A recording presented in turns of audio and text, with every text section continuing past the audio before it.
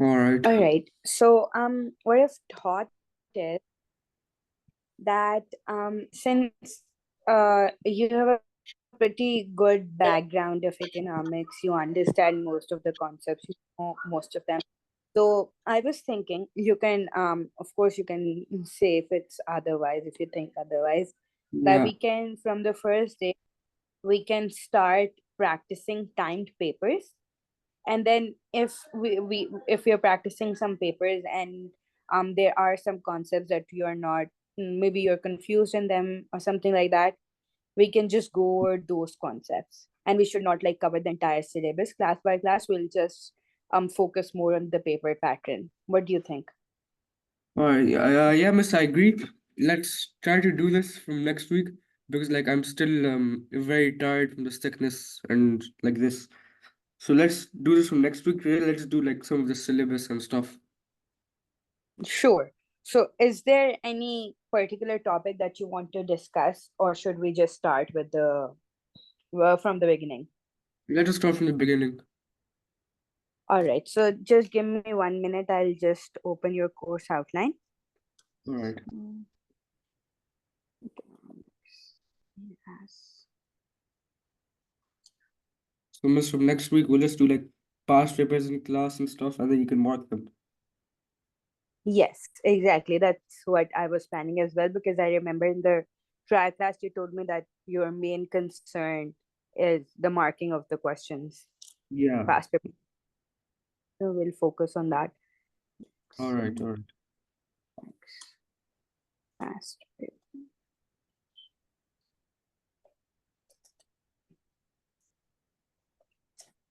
Your exams are going to be in um May, June, right? Next year. What a paper two will be in May, June. Paper one, I'm gonna do it in January. All right. Okay, we still have like a few months till paper one as well. Yeah. Okay. All right. So we're gonna start with the first theme. In the first theme, we have four parts. The first one is nature of economics. The second one is how market works. Third, market failure. And fourth, government intervention. So we're gonna start with wait, let me see. We'll start with nature of economics and then we can move forward. All right. Okay. So start sharing my screen.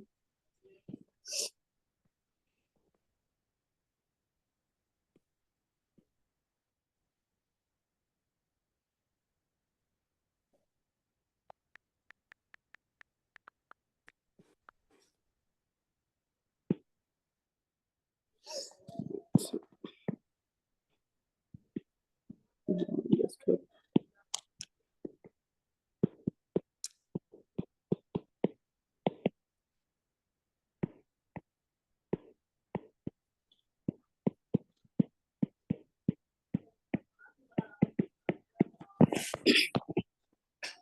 All right.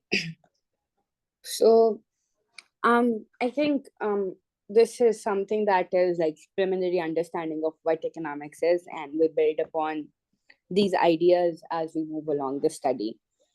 Yeah. So so basically I think now we can actually sort of skip this as well.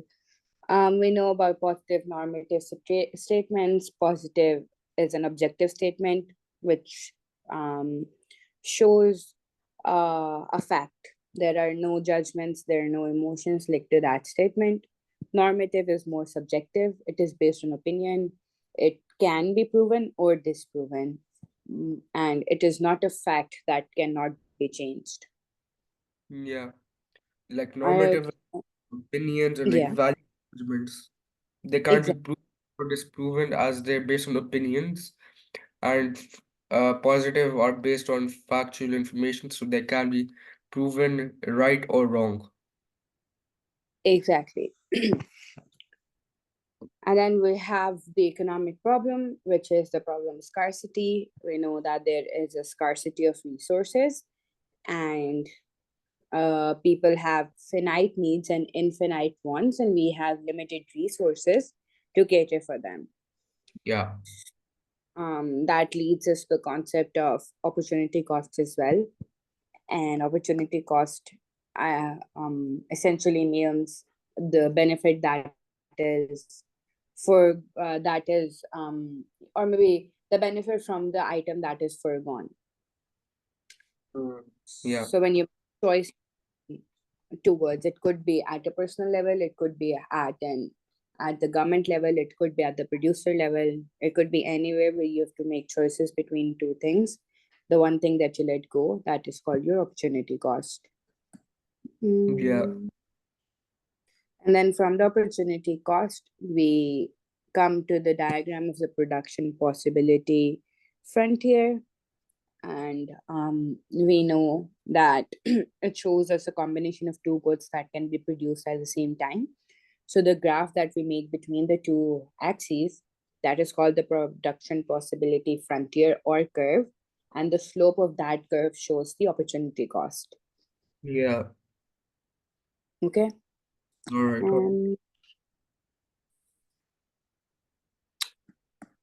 All right.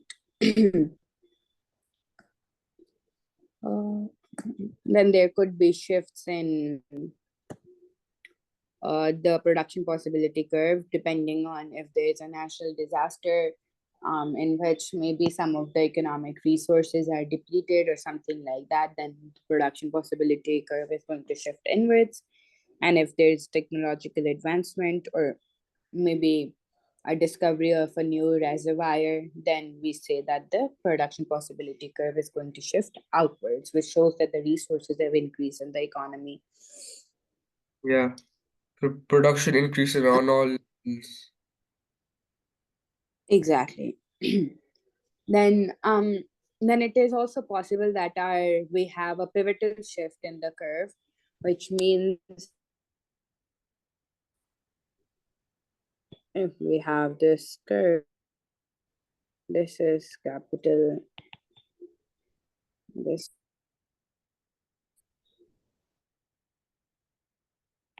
this be oops, that helps making consumer has advanced.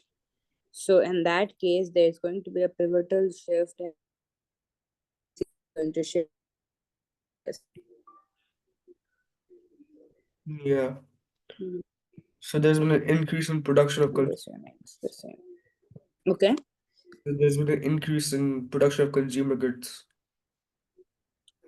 Then we have, yes, yes.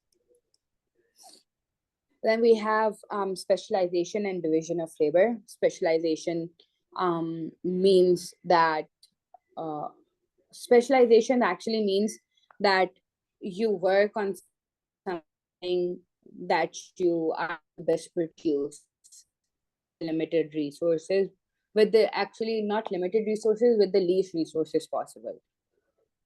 All right. So it it could be for an individual. So individual is an engineer, and then they specialized in civil engineering. Since they'll be specialized, they'll be using less time than maybe a mechanical engineer to figure out a problem related to civil engineering. So that means that person is specialized in civil engineering. It could be personal, it could be company, or it could be a country. For country, maybe one country is specialized at producing, let's say, apples, and the other specialized in producing machinery, which means that country A has resources, has labor, or has machinery that makes apples at a minimum cost, while the other have machinery and labor that makes machinery at a minimum cost. So either countries specialize that apples or on machinery. Yeah. Then with the concept of specialization, we have the concept of division of labor, which just essentially means that labor becomes specialized in a particular part of the production process, which means that we have to make an entire building. We give the architectural planning to the architects, we give the civil engineering bit to the civil engineers, and so on and so forth. So that is called division of labor, that you divide your labor according to their specialization. Yeah, when an individual focuses on like the production of a certain good or service.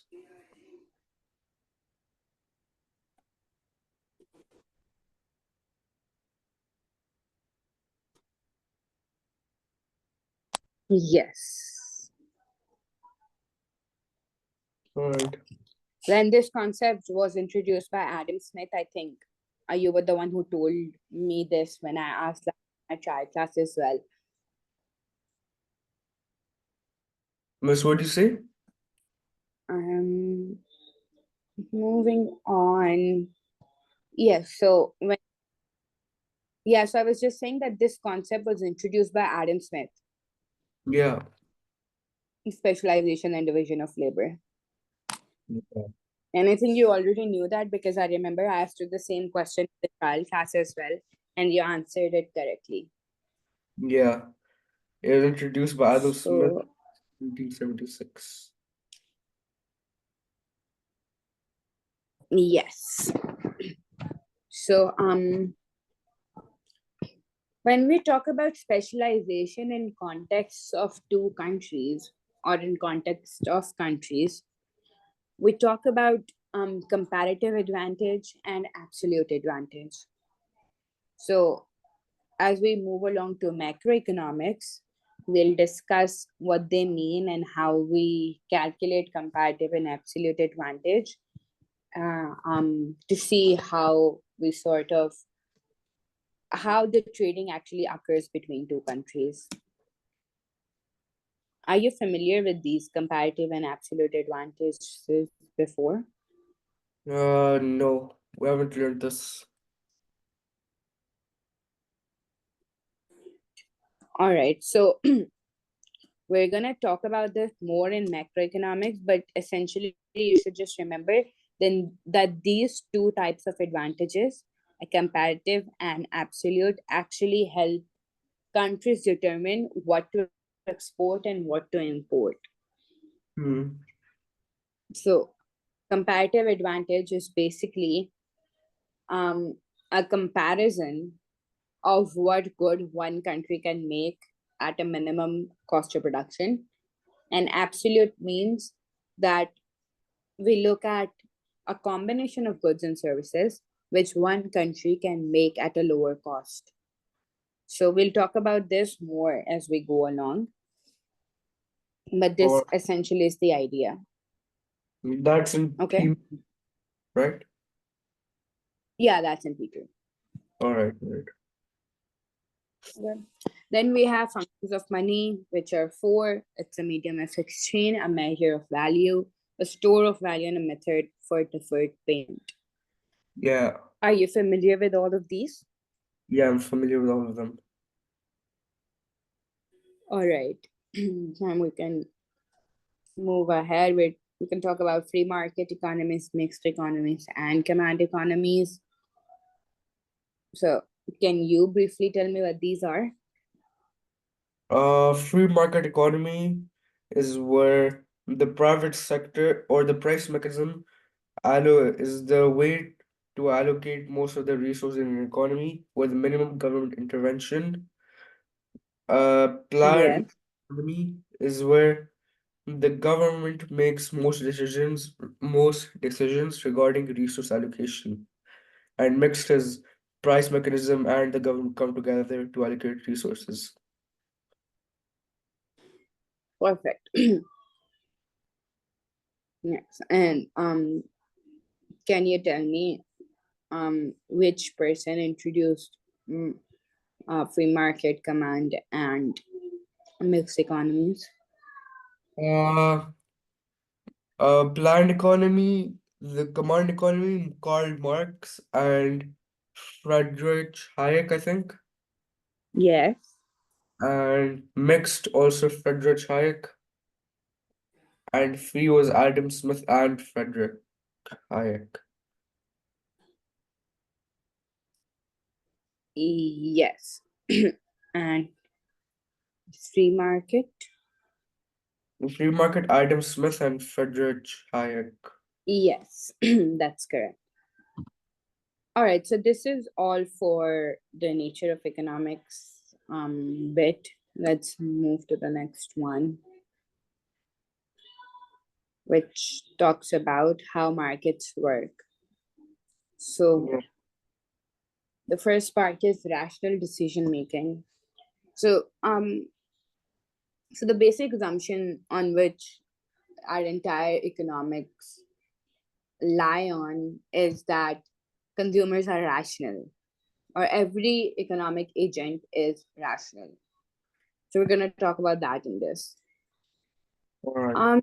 Um, so when we talk about particularly rational economic decision making, we talk about three things. The first one is consumers aim to maximize their utility. Mm-hmm. Utility is the satisfaction that they gain from consumption of goods and services. Mm-hmm. So we believe that in economics that all consumers will buy something as long as it maximizes their satisfaction or their utility.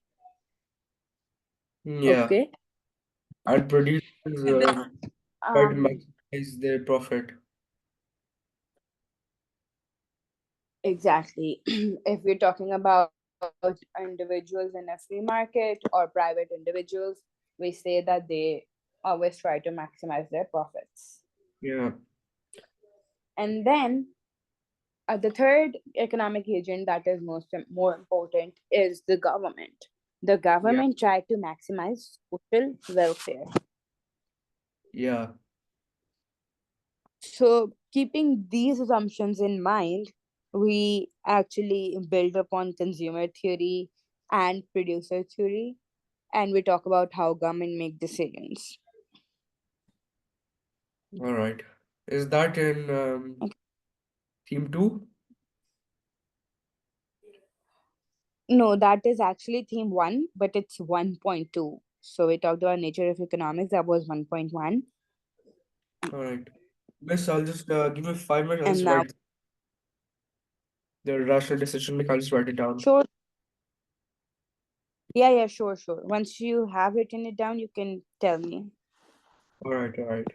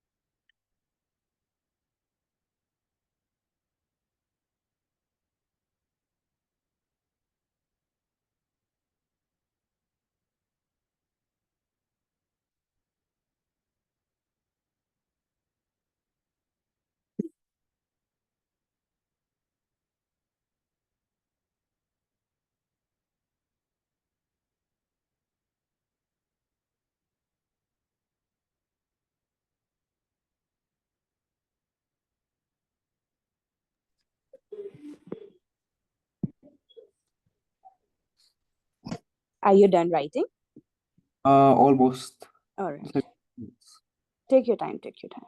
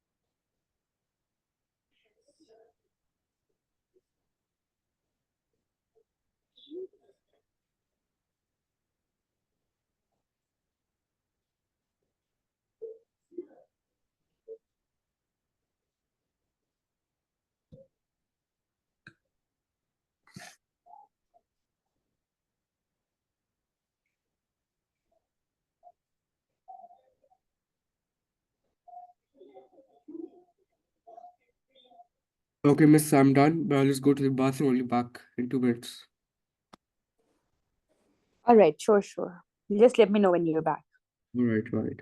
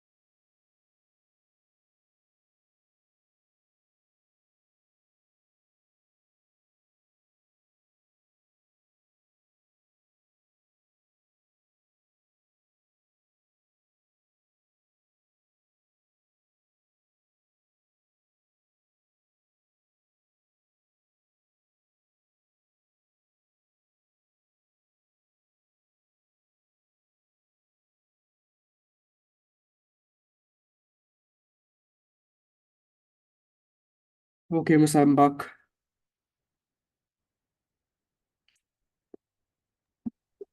All right.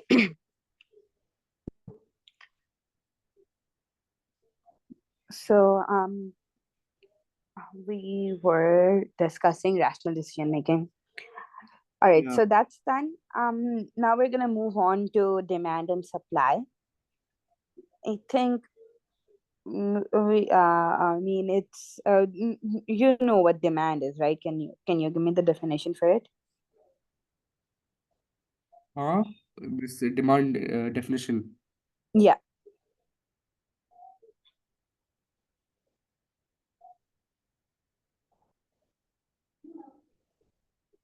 Demand is the willingness and ability of a consumer to buy a certain good or service at a certain price. Yes. And then we know that price and demand have a negative relationship. Whenever there's going to be an increase in the price, the demand is going to fall. And whenever Yeah, there's going to be an increase in the price, oh, sorry, whenever there's going to be a decrease in the price, the demand is going to increase. yeah, they have a like negative relationship. Yes. All right. Then, all right. So there are two types of things that could happen to a demand curve. The first one is called a movement that only Yeah, happens if there's a change in the price. yeah. But there can also be shifts, and they happen for other reasons. And what could be the other reasons What could be the other reasons for movement or shift? for shift? Marketing, income, substitutes, complements. Yes, exactly. So any other thing that affects demand, your income, your taste, your fashion, your culture, anything that sort of affects your demand is going to shift the demand curve. Yeah. There can be a contraction or an extension in the demand that would depend on the movement along the curve. Yeah.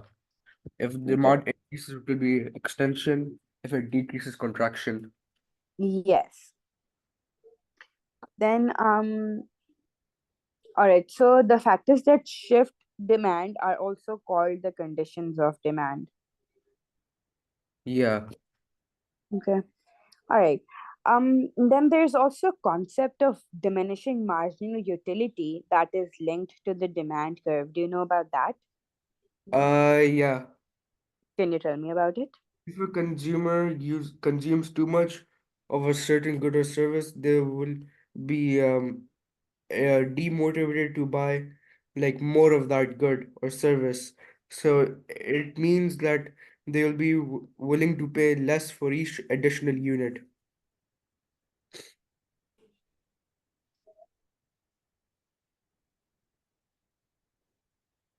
I cannot hear you anymore. If Yeah. yeah, can you hear me now? Yes, yes, I can hear you now. Or if a consumer uses too much or consumes too much of a particular good or service, Yeah. then they will receive marks from utility if and they will be less willing to purchase more of that good or service. So for each additional unit, they will be willing to pay less.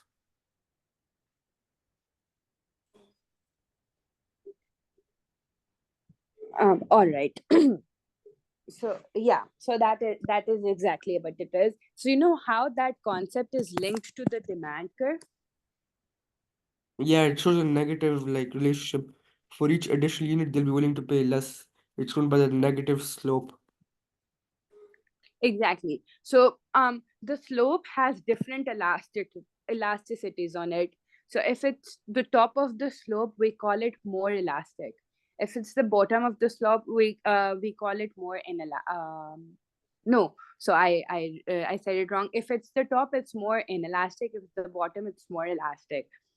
So Yeah, as we know that when it moves down, people are consumers are not willing to pay prices to consume to consume more units of a particular good, that is diminishing marginal utility, and that's why we say that the end has elastic demand. Yeah. All right.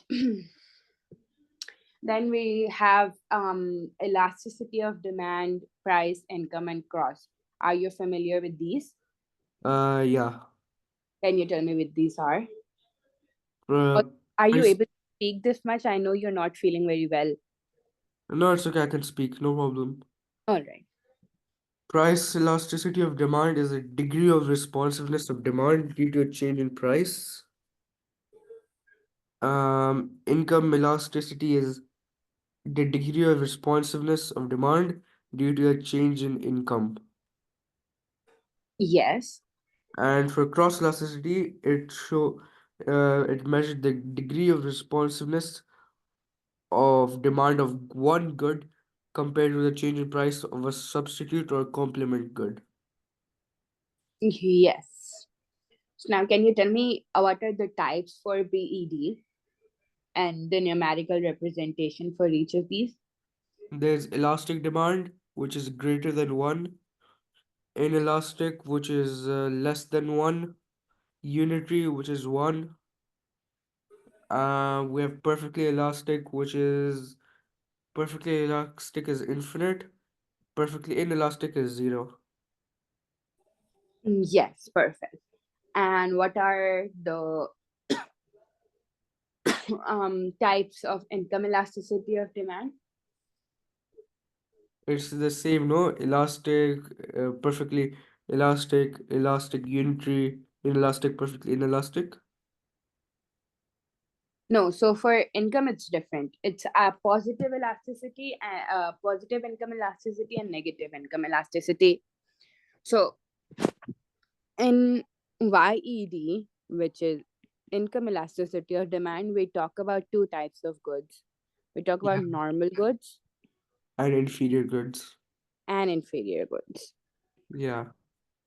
Inferior are the goods when our income increases, we consume less of those goods.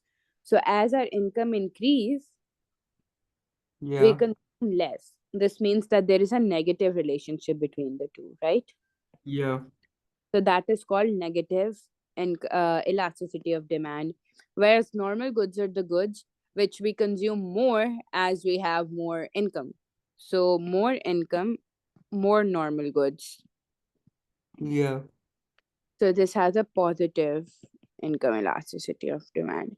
So the only two types that exist for YED are positive and negative. Yeah. Okay. All right. Then then we have XED, that is cross elasticity of demand. Mm, Yeah. what are the two types of cross elasticity of demand? Substitution complements.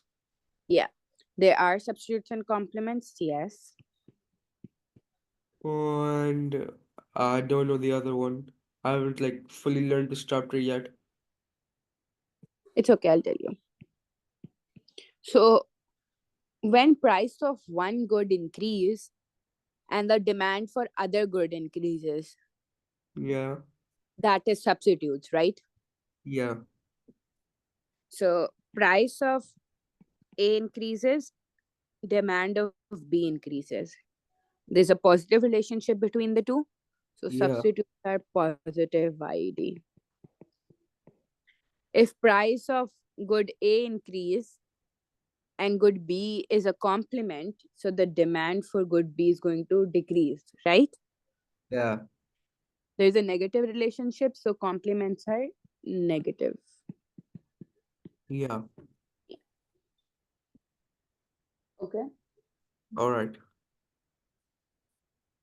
All right. Do you want to write it down, or should we move forward? Yeah. Okay. Or okay, I'll write it down. Sure. Once you're done, you can let me know. All right. All right.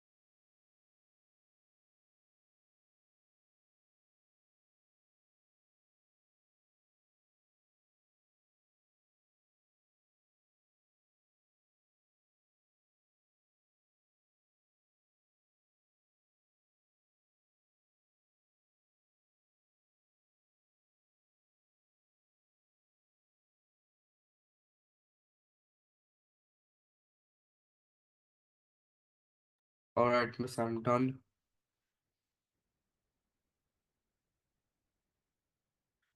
Okay. All right. So let's move on. We're gonna talk about what is the significance of PED and how we can show it on a graph. So what do you think? Why is PED so significant?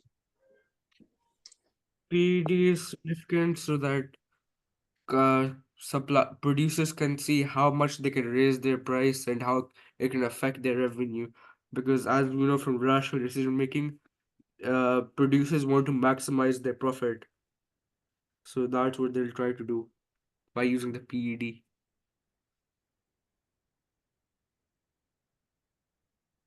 Yes. What else? What else? It can be it can be useful for consumers as well, as they can see if their demand is inelastic, producers can raise prices and they're gonna have to buy it anyways.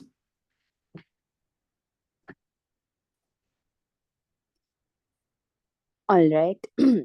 Yeah, so these are correct. One other thing is that we can see the effect of the imposition of indirect taxes. Yeah. So we can see the effect of imposing indirect taxes. Yeah. All right. So the government, as the government, your main source of revenue are taxes, right? Yeah. So the government needs to see what sort of demand does products have and where they can impose tax and what can be the impact of that tax on the consumer and on the producer. Yeah. Okay. All right. So I'm gonna make uh two graphs. One is going to show elastic demand and one is going to show inelastic demand, and we'll see Yeah. what is the consumer and the producer further on that.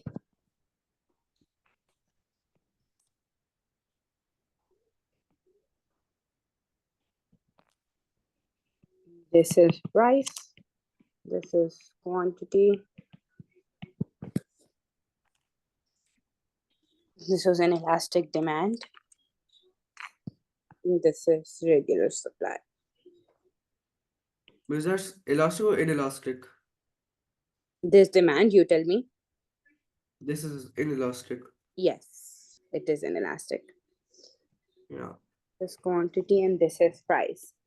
Now the government says that they have imposed an indirect tax. If they have imposed an indirect tax, the supply is going to shift upwards Yeah. to S2, and the new price is this, Yeah. right? All right. Now we have to see the tax burden. So this is one, this is another one, and then this is the third line we're going to draw. The third line is going to be the new quantity with the old supply curve. Okay, this point. All right. Okay, so this right here, the tiny bit, is the producer burden, and this is the consumer burden. So it's similar to consumer producer surplus. The the part that is above the old price and below the new price is going to be the consumer burden, and the part that is below the old price and above the old supply curve is going to be the producer burden. All right. Okay, this All is right. this is consumer burden. Okay, now I'm gonna Yeah. make the elastic one and you're gonna tell me where is the consumer burden and where is the producer burden. Okay, All right. this is price, quantity, supply.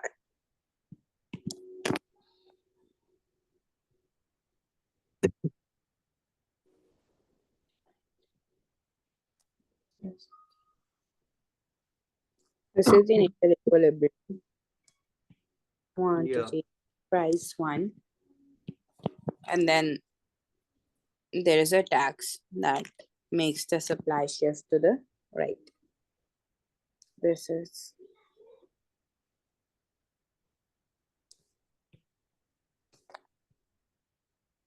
P2. This is something.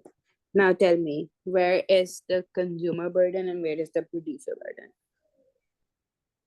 Okay, wait, let me just analyze this. Sure, take your time.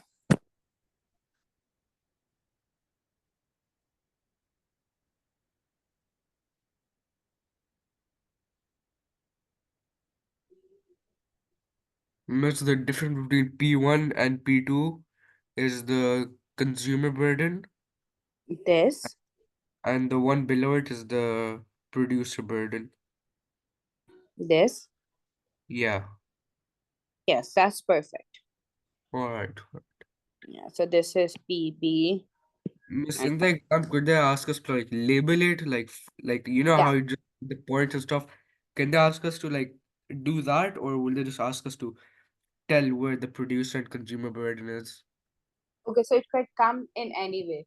So if, for example, let's say that there's an MCQ, they might make the initial supply and demand diagram and they tell you to show consumer producer burden, or it Yeah, could come in a 15 or like a 20-mark question, all and you right, might draw it. So when in that, you'll have to draw it like entirely yourself, and the other one, you'll just have to show the consumer and producer surplus.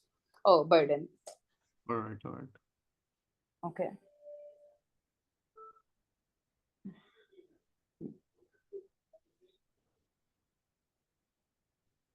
All All right. right. Now, there could be another scenario. So we've talked about tax. What if there is a subsidy? So for subsidy, I want you to make the graph and send them to me. All right, all right. So for I'll just give you a hint. So for subsidy, it is going to be a consumer gain and a producer gain. And um, what we have studied in tax, it will be the opposite for subsidy. All right, now that's the hint. And you try and make one for elastic demand and one for inelastic demand, and you send me a picture. All right, all right. Okay.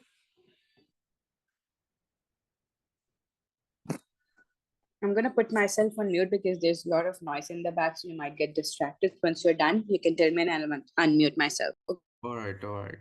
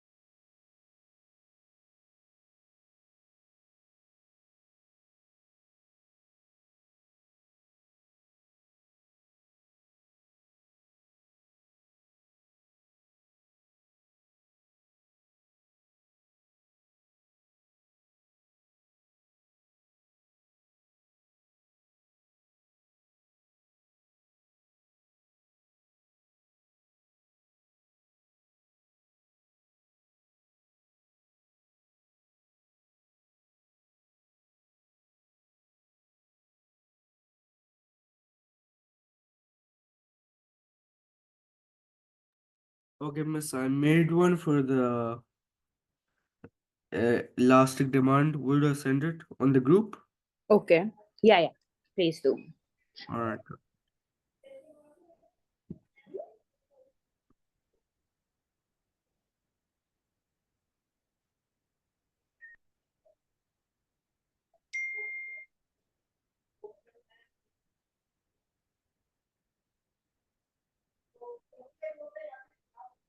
Okay, yeah. So for subsidy, the diagram is correct, but you Yeah. didn't where the consumer and producer surplus gain is going to be.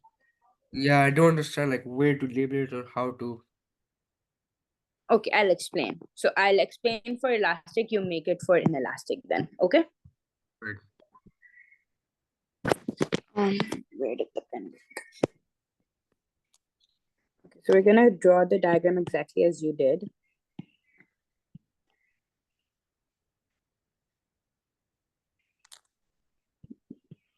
This is price, quantity, elastic demand, unitary supply. This is the initial quantity, price, and we're gonna say that since there is a subsidy, it comes here as one. Okay, and we say that this is the new equilibrium. Yeah. Okay, so we're gonna do exactly the same as we did in um tax. So we're gonna take this point, the new quantity, gonna trace it up to the old supply curve, and we're gonna do this. And this is P2, right? Yeah. Now the difference between P and P2 is going to be the consumer gain. So this thing, this right here till here, is going to be the consumer gain, and the difference between supply, old supply, and price, new, that is going to be the producer gain, Okay. or actually this entire thing. All right. All right. Okay, do you understand it? Yeah. Okay. I'll do it for inelastic now. Yeah, please do.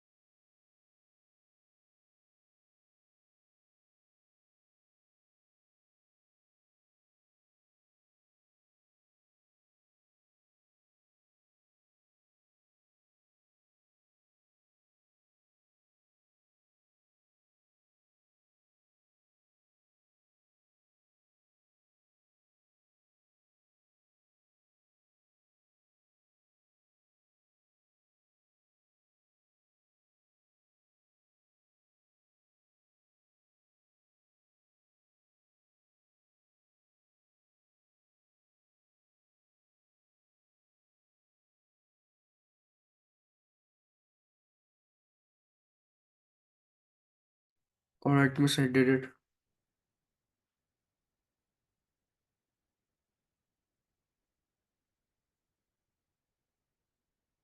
Okay, you can send it to me and I'll see.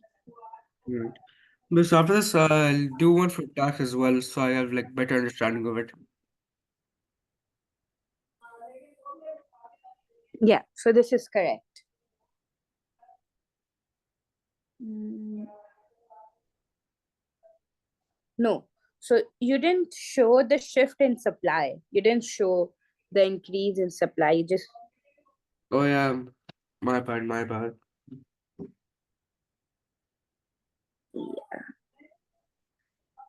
That's, I think the shift in supplies is the only thing that's left. Otherwise, the diagram is right. Yeah, yeah, the diagram is all right, just there is no shift in supply. Right, right. Miss, I'll do one for tax as well so I can like, understand it further. Yeah, yeah, sure, sure. Alright, alright. Do it, you can send it to me and I'll just confirm it. I am sure it will be okay. Alright, alright.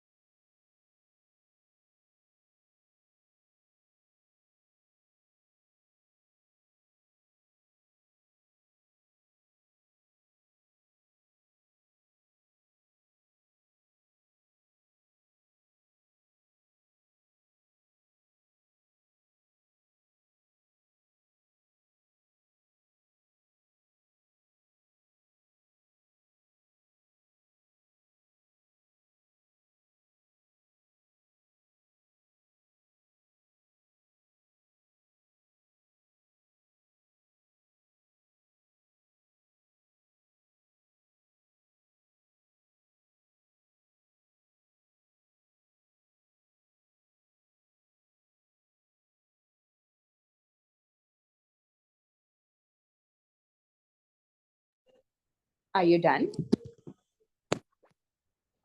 Miss, almost done. Just on the second diagram. All right. All right.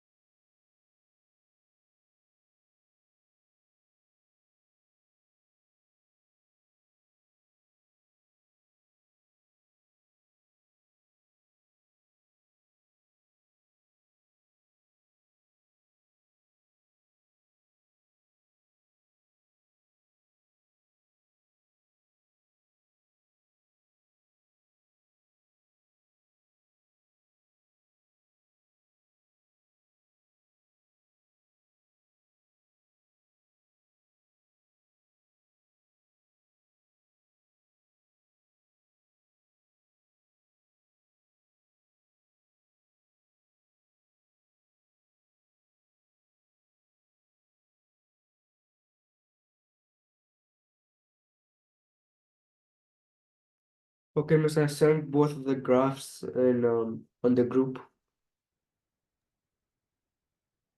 All right, let me see.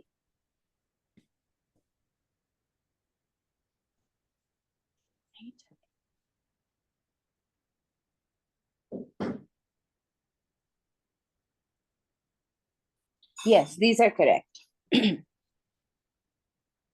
All right, both of them are correct. These, yeah, both of them are correct. All right, all right. Okay.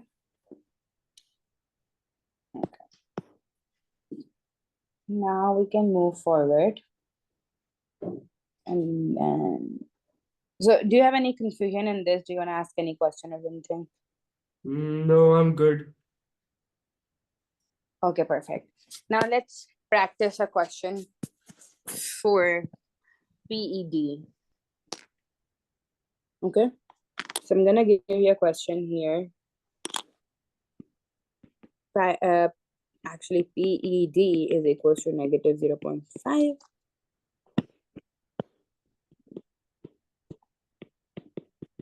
The firm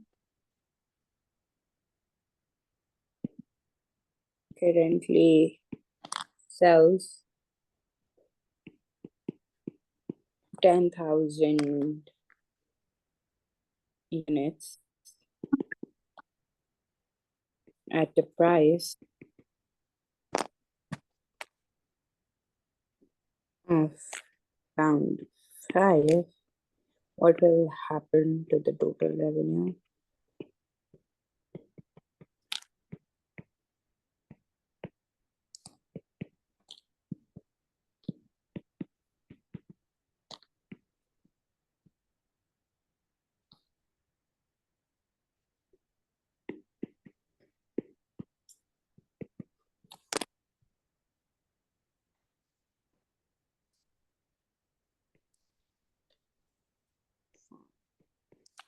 Yes. Do you think you can do this question? Yeah. All right. So give it a try and tell me if you can get to the answer. All right, all right.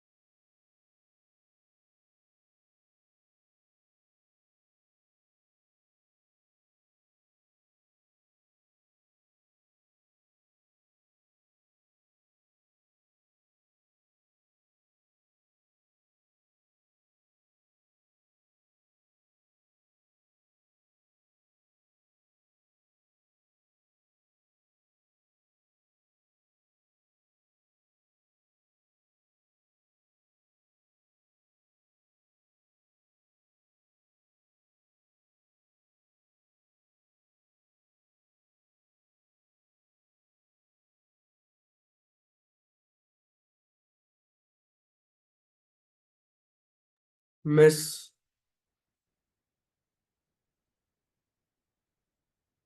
Yes. revenue will increase by 5,000. So you're getting by 5,000? Yes. Okay, so the calculation that I did, I got 6,000. Can you send me your calculations? Yeah, okay, I'll send a WhatsApp. Sure.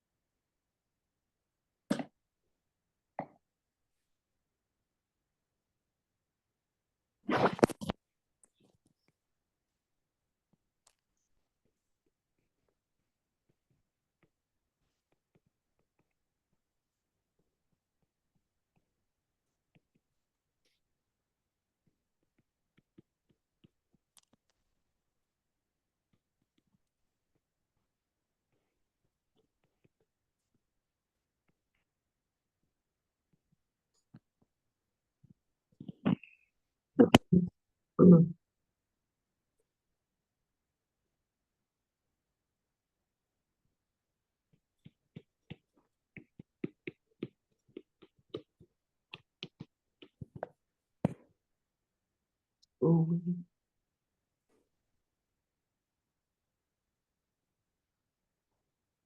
oh, Miss, wait, never mind. The demand will decrease by 4,000, yeah?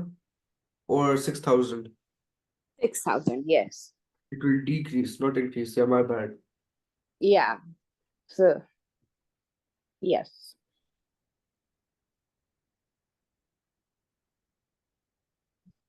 All right, that's correct then. Do you need Yeah. time to write it down or should we move forward? All right, I'll write it down. Sure.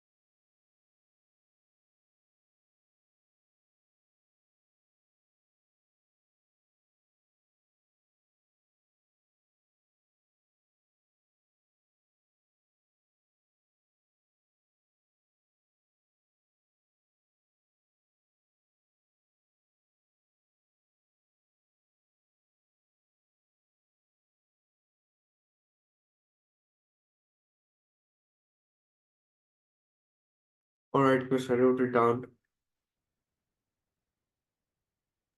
Okay. So now we can move ahead. Also, I'm really sorry, we'll have to end the class 15 minutes early. So I'll have to end at 4:45 as I have to go somewhere. But we'll make up for these 15 minutes in our next class. That is on Tuesday. No, on Wednesday. All right, no worries, miss, no worries. Really sorry about it. No, it's fine. Okay. All right. So now that this is done, we've talked about the elasticities of supply. Let's move on to demand. Let's move on to supply now. So how do you define supply? Supply is the willingness and ability of a producer to supply a certain good or service at a particular price. Yes. And then again, it is the same as demand. There are going to be movements and there are going to be shifts. Movements Yeah, are going to be because of a change in price, and shifts are going to be because of any other factor that affects supply. yeah. So, can you tell me a few conditions of supply? Weather, IT, taxes, and subsidies. Yes. So, these things they affect supply. So, it's either supply could increase or it could decrease, which will be shown through a shift. Yeah, Then, similar to demand, we have price elasticity of supply, which is simply the responsiveness of supply to a change in price of a certain commodity, good or service. yeah, And it's the same for unitary price elastic supply. We have it equals to 1. For elastic supply, price elasticity of supply, we have greater than 1. For inelastic, we have less than 1. For perfectly elastic, we have infinity. And for perfectly inelastic, we have 0. yeah, Okay. And that is it for supply. We can just talk about some factors that affect PES. Time could affect price elasticity of supply. Stocks could affect price elasticity of supply. Working below full capacity could affect. Ease of entering into the market could affect. Availability of substitute could affect the price elasticity of supply. So, any questions? no, miss. All right, then we can move forward and we can talk about price determination. So we're talking about free market here, where where price is determined by the market forces only. So we just put together demand and supply, and the equilibrium price that comes ahead is called the market price. All right. And then we have the concept of excess demand and excess supply. You know what these are? Yeah. Okay, can you tell me? This is surplus and shortage. Excess supply is when there is more supply than demand in the market. Yes. Demand is when demand is greater than supply. Okay, do you know how to show it on a diagram? Yeah. For excess supply, it's gonna be like above the equilibrium point. For shortage, it's gonna be like below the equilibrium point. Yes, that is exactly what it is. Huh? And yeah, that is exactly what it is. All right. Okay. Yeah, I think that is it for this. We have consumer and producer surplus. So, a consumer surplus is something that the consumer, it's basically the difference between the price that the consumer is willing to pay and the price that he or she actually pay. So Yeah. that difference is called the consumer surplus. Similar is the case for producer surplus. Producer surplus is a difference between the price the supplier is willing to produce and Mhm. then the price that they actually produce at. All right. Okay. So in a diagram of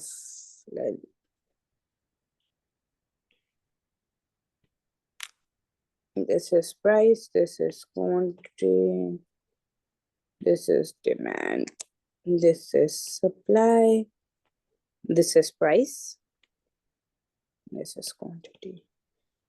So this area represents consumer surplus. Yeah. And this area represents your producer surplus. Yeah. Why is this so?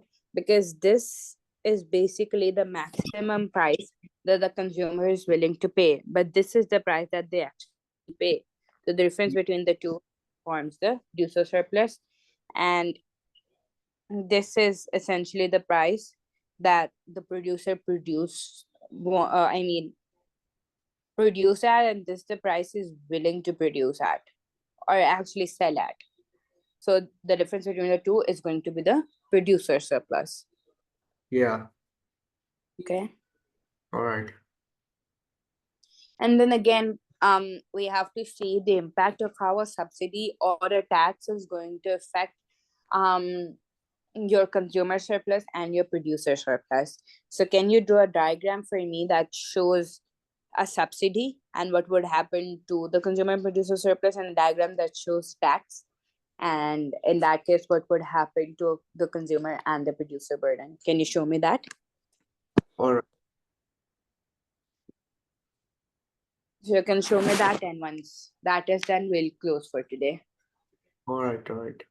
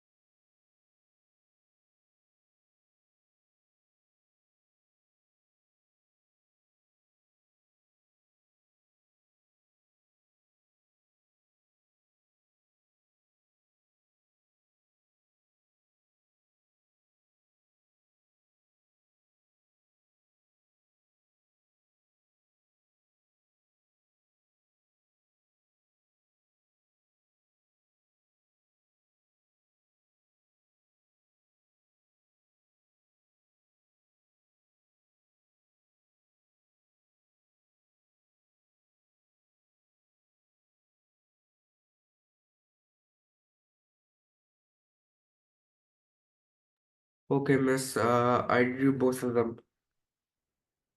Okay, can you share it with me on WhatsApp? Yeah, I'll just send it now.